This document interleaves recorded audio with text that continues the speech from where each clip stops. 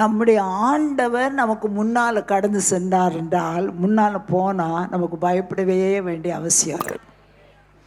ஒரு தகப்பன் கையை பிடித்திருக்கிற ஒரு சின்ன பிள்ளை ரோடு கிராஸ் பண்ணுறதுக்கு என்ன செய்யாது? பயப்படாது.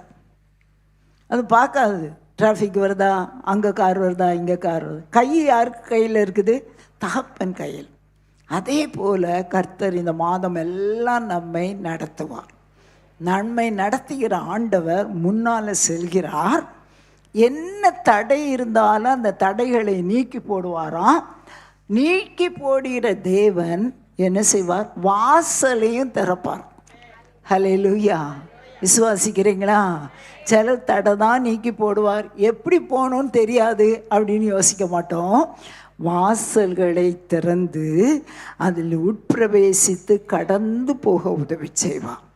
உங்களுடைய ஆவிக்குரிய ஜீவியத்திலோ, சரீர பிரகாரமாகவோ, பொருளாதாரத்திலோ, பிள்ளைகளின் விஷயத்திலோ என்னென்ன தடைகள் இருக்குதோ அந்த தடைகள் எல்லாவற்றையும் ஆண்டவர் நீக்கி போடுவார். நீக்கி போட்டு உட்பிரவேசிக்க கர்த்தர் கிருபை கொடுப்பார்.